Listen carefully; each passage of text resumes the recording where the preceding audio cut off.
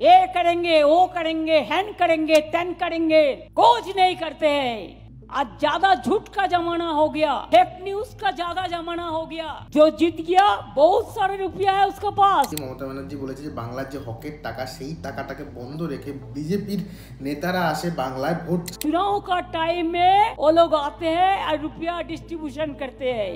কালকে 5টা পর্যন্ত অভিযোগগুলো এসেছে, সেই অভিযোগের সংখ্যা ছিল হচ্ছে কি 342টি। এই যে সুপ্রিম কোর্ট বুলডোজার বাবা বা বুলডোজার জাস্টিস বা উত্তরপ্রদেশের যে যোগী আদিত্যনাথের যে ব্যাপারটা আছে সেই ব্যাপারে যখন বলেছে যে এটা কোনো মতে করতে পারে না, সেটা কিন্তু আমাদের রাজ্যের ক্ষেত্রেও সমানভাবে প্রযোজ্য হবে, কারণ এই জিনিসটা ইল্লিগাল।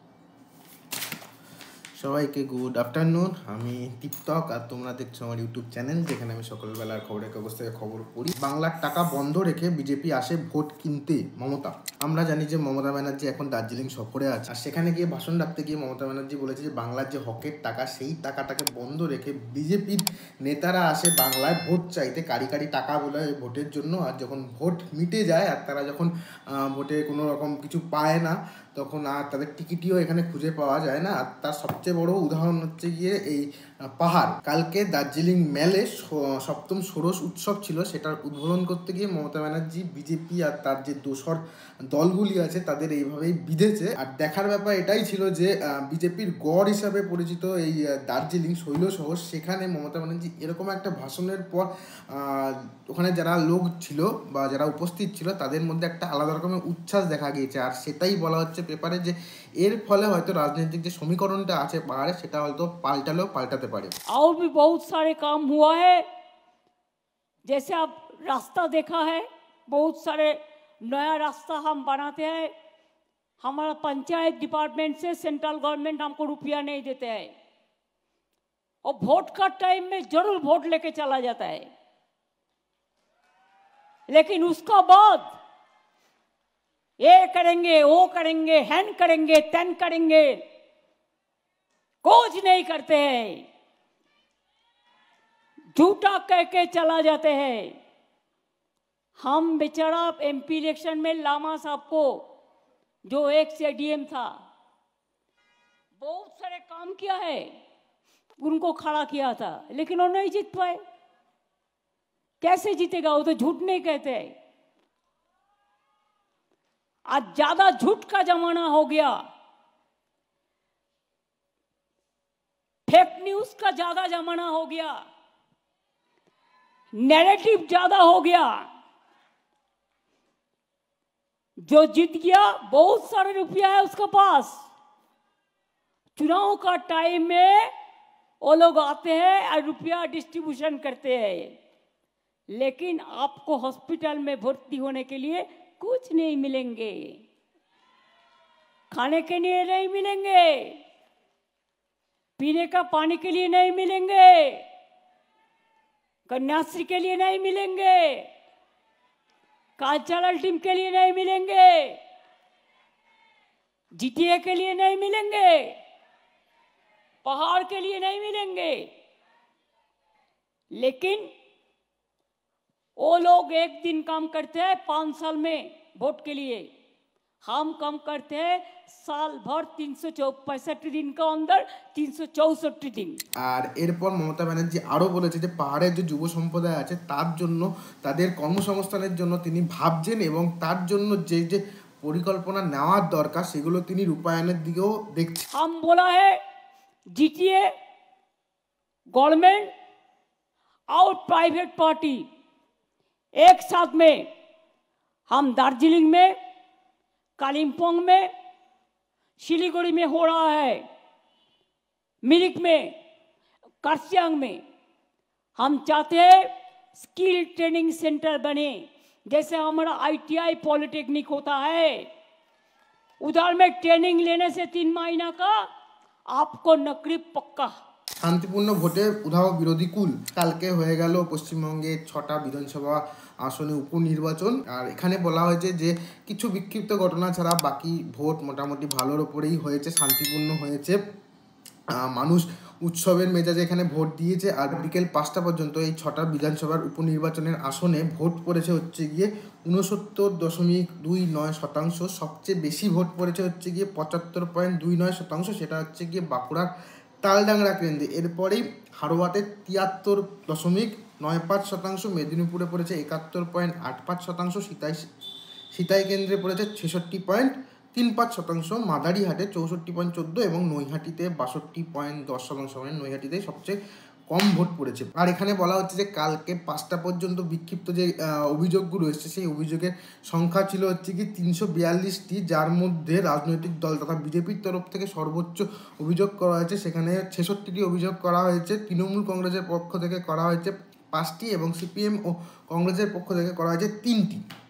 কিন্তু এখানে 342টি বলা হয়েছে, বাকি আর কে করেছে সেটা জানি না। সবকটা অভিযোগই গেছে হচ্ছে কি নির্বাচন কমিশনের কাছে।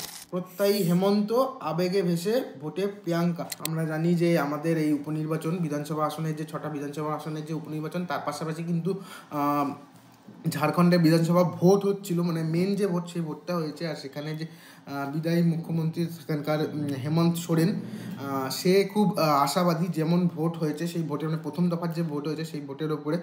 তো সে ভাবছে হয়তো তিনি আবার সেখানে মুখ্যমন্ত্রী হতে পারে বা তার দল আবার সরকারে আসতে পারে। আর আরেকটাও যেটা ভাইটাল ভোট হয়েছিল সেটা হচ্ছে গিয়ে ওয়েনার বলে জায়গা, যেখানে এতদিন দাঁড়িয়ে এসেছিলেন রাহুল গান্ধী, তার জায়গায় তার বোন এবার দাঁড়ালো প্রিয়াঙ্কা গান্ধী। এবার ভোটের যে পরিমাণটা সেই পরিমাণটা রাহুল গান্ধীর তুলনায় কম পড়েছে, কিন্তু বলা হচ্ছে যে প্রিয়াঙ্কা গান্ধী খুব আশাবাদী সেই সিটটায় জেতার দিক দিয়ে। সরকার বিচার করার কে সুপ্রিম তো বুলডোজার ইস্যুতে বিজেপিকে তীব্র ভৎসনা, ক্ষতিপূরণ দিতে হবে অফিসারকেও। এখানে বলেছে যে অভিযুক্ত অথবা সাজাপ্রাপ্ত হলেই সরকার তার বাড়ি বা সম্পত্তিকে বুলডোজার দিয়ে ভেঙে ফেলতে পারে না। সরকার প্রশাসন বিচার করার কে, তারা বিচারক নয়। আইন এভাবে হাতে নেওয়ার অর্থ হচ্ছে গিয়ে তারা লক্ষণরেখা অতিক্রম করছে। অপরাধের বিচার করবে বিচার বিভাগ, জুডিশিয়ারি।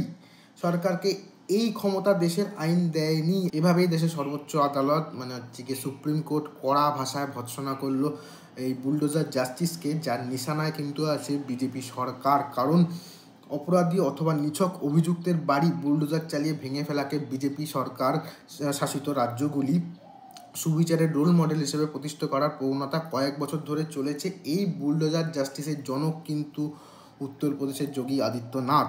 জমিয়তে উলেমায়ে হিন্দু সহ আরও একঝাঁক আবেদনের ভিত্তিতে বুধবার সুপ্রিম কোর্ট রীতিমতো খড়গহস্ত হয়েছে ডবল ইঞ্জিন বহু রাজ্যের ওপর। ডবল ইঞ্জিন মানে আমরা জানি বিজেপি সরকারের ইঞ্জিন, বিজেপি সরকার শাসিত রাজ্য।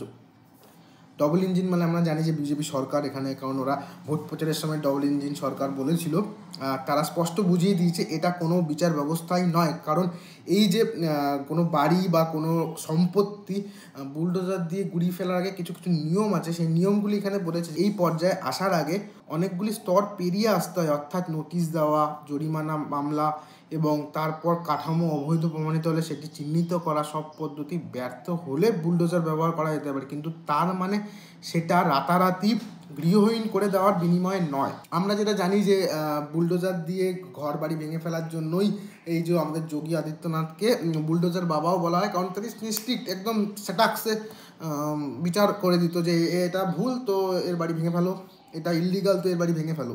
আর কয়েকদিন আগে আমরা দেখতে পেয়েছি পশ্চিমবঙ্গেও এই জিনিসটা হয়েছিল, যখন হকার উচ্ছেদ হচ্ছিল তখন সরকারের পক্ষ থেকে এরকম করা হয়েছিল যে হকারে কোনো রকম, মানে ফুটপাতে কোনো রকম হকাররা বসতে পারবে না। সেক্ষেত্রেও কিন্তু বুলডোজার দিয়ে সেই সমস্ত দোকানপাট, ইললিগাল যে দোকানগুলো আছে যেগুলোর কোনো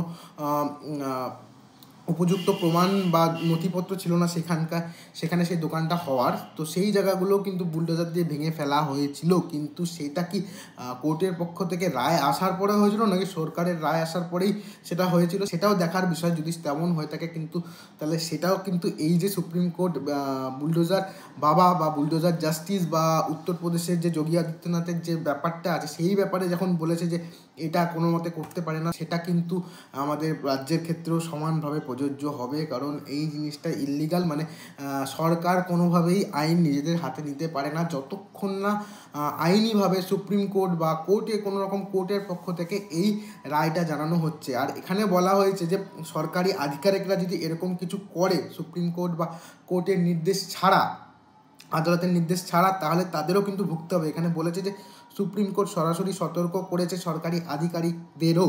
সুপ্রিম কোর্টের বক্তব্য, প্রশাসন অথবা পুলিশ যেই হোক, যারা এই অবৈধ বুলডোজার জাস্টিসের সঙ্গে যুক্ত থাকবে, দায় নিতে হবে তাদেরকেও, তাদের বিরুদ্ধে ব্যবস্থা গ্রহণ করা হবে। যদি প্রমাণিত হয় যে তারা বেআইনি কাজ করছেন, তাহলে তাদের ব্যক্তিগত খরচে ভেঙে ফেলে দেওয়া সেই সমস্ত সম্পত্তি গড়ে দিতে হবে অথবা ক্ষতিপূরণ দিতে হবে। তার মানে এই জিনিসটার ক্ষেত্রে দেশের যে সর্বোচ্চ আদালত বলো বা সুপ্রিম কোর্ট বেশ স্ট্রিক্টলি একটা স্টেপ নিয়েছে যে উচ্চ আদালত বা যে কোনো আদালতের রায় ছাড়া সরকার কোনোভাবে এই বুলডোজারের মাধ্যমে কোনো কিছু গুড়িয়ে ফেলতে পারবে না। সেটা আগে সমস্ত প্রক্রিয়া চলবে, তারপরে কোর্টের পক্ষ থেকে রায় দেওয়া হবে, তারপরে এই প্রক্রিয়াটা সম্পন্ন হতে পারে, নয়তো না। আর যদি করে, সেটা বললাম লাস্টে, যে যারা করবে তাদের উপর একটা বড় লাগবে। আজকের মতো এই ভিডিওটা এখানেই আমি শেষ করছি। দেখা হচ্ছে পরের আরেকটা ভিডিওতে। ততক্ষণ সবাই ভালো থাকো, সুস্থ থাকো, টাটা।